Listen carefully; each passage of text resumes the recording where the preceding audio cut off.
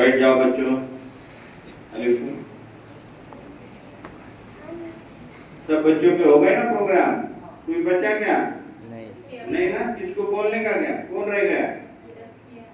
तस्किया क्या रह गया? चलो तो अगले 15 अगस्त को बोलिए।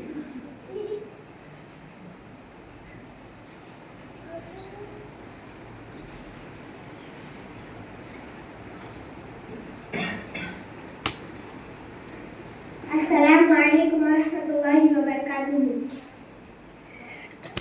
मुसलमान वतन के वफादार है, गद्दार नहीं। ये सिर्फ एक नारा नहीं बल्कि एक तारीख है, एक हकीकत है, एक रोशन सच्चाई है जो कौमी अखलाकी और कुर्बानियों से भरी हुई है।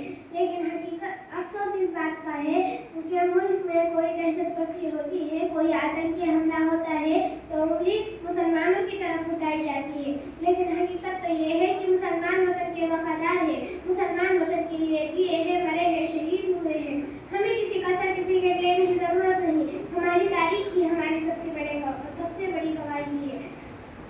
क्या आप जानते हैं कि 1857 में पहली जंग आज़ादी हुई तो इस मुल्क की गुलामी का सबसे पहला फतवा किसने दिया था?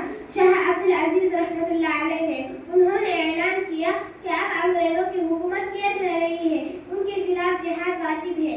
इस फतवे ने एक आग लगा दी और फिर शाह इस्माइल शहीद, सैयद अहमद शहीद, मौलाना फजल हक खैराबादी, मौलवी अहमदुल्लाह शाह और हजारों उलमा और मुसलमानों ने अपने खून से इस तहरीक को सींचा।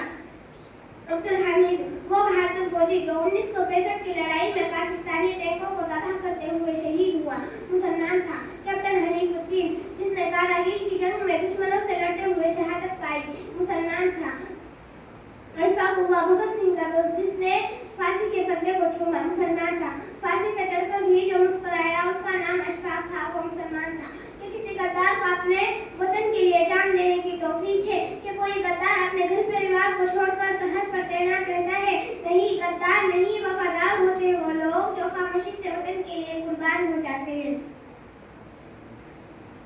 मुसलमानों ने सिर्फ लड़ाई नहीं लड़ी बल्कि मुल्क को तालीम दी, तहजीब दिया, अदब दिया, फन दिया। Doctor APJ Abdul Kalam missile man एक मुसलमान था।